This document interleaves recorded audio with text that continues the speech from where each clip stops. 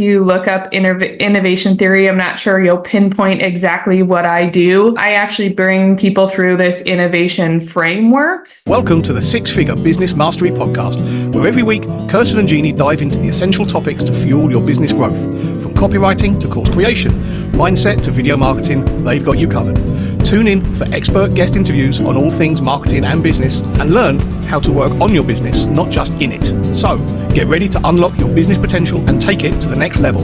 Hello and welcome to our podcast. We're grateful you chose to spend a little bit of time with us today. I'm really excited to introduce our guest. Her name is Megan Anderson. Her business is Your Business Co-Pilot. And today she's going to talk to us about using innovation theory in your business to stand out. So welcome, Megan. Tell us a little bit more about yourself and your business. Thank you so much for having me. I am new to podcasting. Guests, I've had a couple guest appearances and then actually launching my own podcast here in about a month. So I'll tell you more about that maybe towards the end. But thanks for introducing my new business as well. I actually come from the corporate world and still work, breathe corporate life, but a little bit of uniqueness in the corporate world. I work in a strategy arm of our business where we look to create new business opportunities for the larger organization. And with that comes a lot of research and what's working, what are customers looking for, what actually makes business financial sense. And when you put all of those buckets together, you really look at innovation theory, or it stems from innovation theory. So how can you bring new things to existing or even creating brand new markets? And so I've done that for the last 2.5 years.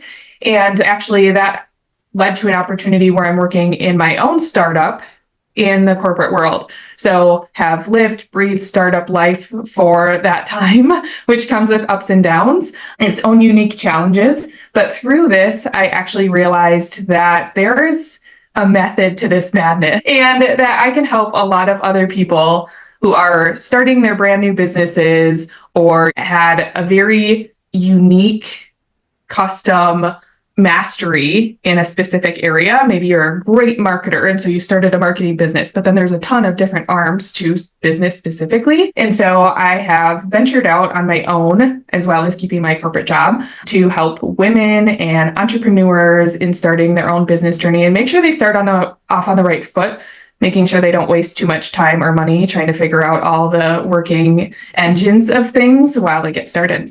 That's so great. That is so needed. And I started out in the corporate 9-to-5 life as well. Is the innovation theory, is that actually a thing, or is that what you're calling something? I think it's found a way. I've learned it, I've done it, and then I've researched and read a lot of books on it, and then organized a certain theory that makes sense on a pathway to go through. And that actually involves 3 stages, and this may sound really familiar to you. So I take these 3 stages and use business terms, but then shift them into terms that maybe make sense to those that aren't as familiar with the business world. So 3 phases, and the first phase is market opportunity, but then I change that into the exploration phase. It's all about exploring what is the potential market. Is there one there? Does one need to be created? What's your potential customer? What are they feeling? What's the problem that they're experiencing? Really getting that deep understanding of the problem. So then when you get to the creation phase or the product market fit phase, you have a deep understanding of the problem. So you're already jump starting ways of how you can actively solve that problem. That's all businesses are about, are solving problems for others.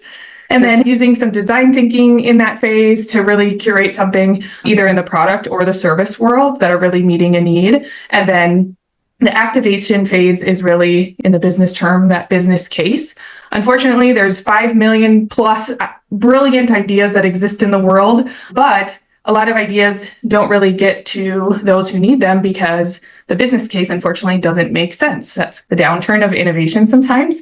But can we create a really good business case so that your ideas can make it out into the world? I love how you're starting with recognizing, is there a problem? Is the audience that this problem is for aware that this is a problem? Have they looked at other places? Is it because I think sometimes people come up with something new or something unique and they forget that they've got to educate their audience on something because it is a little bit of a different take on something they may or may not know. So that early on information collecting is so important. Mm-hmm. I do find that some people jump in because they're so passionate about what they do, but really taking the time to go through these steps isn't going to actually make your business take more time to launch. I fully believe, and I've seen it happen, you'll actually launch faster, more successfully, because you're not going to be stumbling or turning the wheels. You'll have actionable things to actually that are proven through research to then pull those levers in your business. And I would think it also gives you terminology as to what people are, how they're articulating what their problem is. And that's something that when you turn around and do your marketing, you want to use that language because then they're going to recognize. So there's tons of other things, benefits that come out of this. And part of that is already having like website copy that works or marketing materials that work because you have invested in really figuring out and understanding this market base. And so I know that probably one of the first things as well is recognizing what is the problem that they're having. We get so excited about what we do and how we want to help people that we want to just tell them everything that we can do for them. But we really have to hold back as business owners and say, no, it's about them. Talk to me. Tell me in your words, what is happening? What is the problem? What's the challenge for you? Yeah. And there's a whole different number of dynamics that go into a problem. And there's different ways to research that as well. So you can have one-on-one interviews, you can do surveys, depending on how deep you want to go with that. But understanding a problem isn't just getting a problem statement from somebody. It's how does it make them feel? What does it make them think? What does it make them do, either consciously or subconsciously? Because that's going to lead to buying power and decisions later on. Additionally, what are the pains and the gains? What are their challenges? I'll throw some other things out here that are interesting to me is who are the different stakeholders? So they're not the only stakeholder in this problem, but they have little voices, people that they trust, that they love around them that are influencing either the problem or the solution that they're looking for to help them solve that problem. How does it make them feel? And we always say that people will not always remember what you've told them, but they will remember how you made them feel.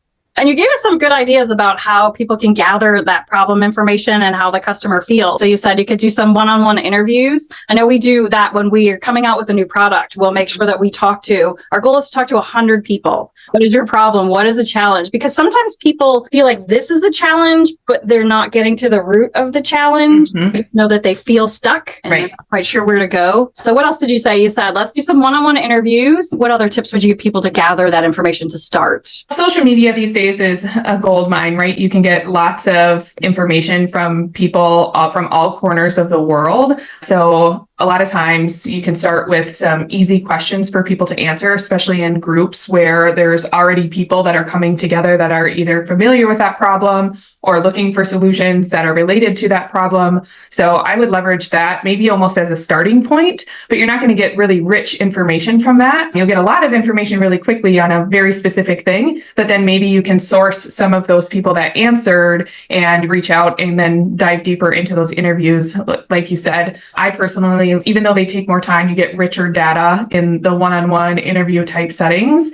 And there's actually some unique questions that you can ask. So have you ever heard of the funeral story? No. At all? So this business owner was getting into retirement homes and rentals, and he was doing one-on-one interviews to understand why people made the decision to finally buy a retirement home at this point in time. He really wanted to get to a root theme there so that could drive some of his marketing and business decisions. And so he was interviewing this family and he started asking unique questions. I think at first they were kind of surface level. Take me back to when you thought you decided to purchase this retirement home. And they said, oh, we've been thinking about it for 10 years and maybe we just thought the time was right, but that wasn't good enough for him. So he started diving deeper and he said, do you remember the day you specifically pulled the trigger on the decision? It was like, let's just do it. And they said, actually, yes, we were in a coffee shop or like a brunch area, and we just decided this was the time to do it. And then he asked another unique question that you probably wouldn't think in an interview process, but he said, do you remember what you were wearing? And they said, we're actually fancied up, where I was in a tux and my wife was in like a black dress. And he put two and two together and he said, that's odd, like a breakfast place, but being that fancied up doesn't really make sense.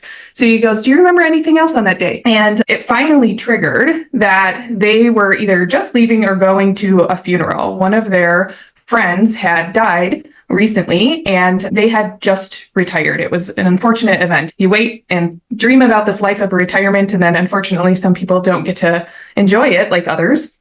And he said, that's really interesting. And they finally pinpointed and said, I don't want that to be us as long as we're not quite at retirement, but why wait? If we can enjoy it now, let's pull the trigger and buy that retirement home so we can enjoy it with the years we know we have left. And he thought that was such a unique stance. He actually then decided to market his retirement homes in the obituary area of the newspaper. Wow. One, it was a cheaper area to market in, and he had astronomical results, like 80% upside of being contacted from just that one little change and that one little discovery of an interview. Sometimes it just keep asking those questions. Why? Tell me more about that. And if you can get people to open up and to start thinking like deeper about where that came from, I love that. That was such a great way that he could uniquely position himself. So how do you work with your clients as far as once they have this, they understand who they're talking to and some of the language that they need? Is that where their work ends with you, or do you do more with them? So I bring them through this framework, which we have very guided sessions. It's typically an 8-week program. But what I realized is that a lot of people who reach out to me and or that are in this market are solopreneurs. So doing this on their own and doing it on your own is very difficult. I mentioned earlier that I work in a startup. There's been it's like true startup. So there's two main people that wear lots of hats. And then sometimes we outsource to consultants, but basically there's two employees and there's a CEO and then myself as the COO. And we have said to each other so many times, I don't know how I do this without you. Like hats off to those of you that are doing it, because it's very difficult. And so I do offer a service thereafter. Either you can go through the innovation framework with me or just start off with this if your business is pretty solidified and you're confident in the product progress you're making. But that's where your business co-pilot really came to fruition. And it's this whole ideology that you do make more progress when you have somebody to bounce ideas, talk through, tap into once in a while. So if you're a solopreneur and you're mainly the CEO of your company, but you need to tap into once in a while or on a regular cadence basis, then I can be that person for your business. Is there anything that you would recommend to people who are thinking about starting a business or who have started a business and how to get themselves moving forward that maybe we didn't already talk about?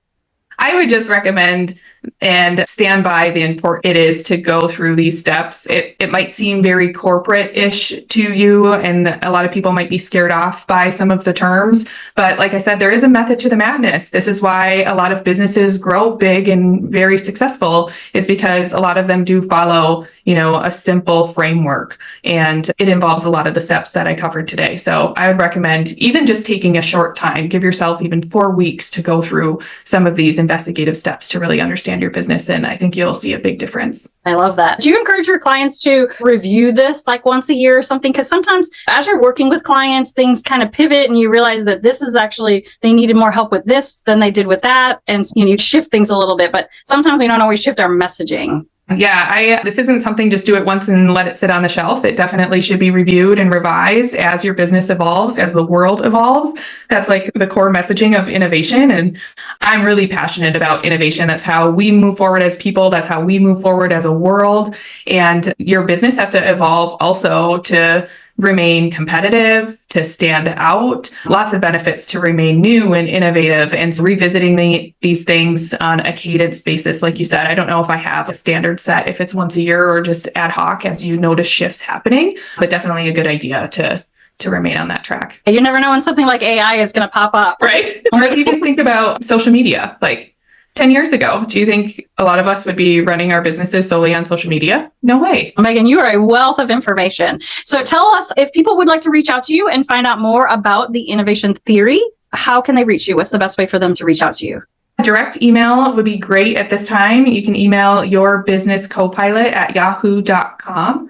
I also have, like I mentioned, a podcast coming out where you can, on a free weekly basis, tap into this wealth of information that you just mentioned, Jeanne. And it will be on all platforms. It's called Innovation for Entrepreneurs. Depending on when this episode comes out, it might already be launched. So Megan, again, thank you so much for joining us. You have been a wealth of information, and I hope people who are looking at starting their business or revamping their business will listen to some of the great tips that you gave them today. So thank you. Thanks for listening to the Six Figure Business Mastery Podcast.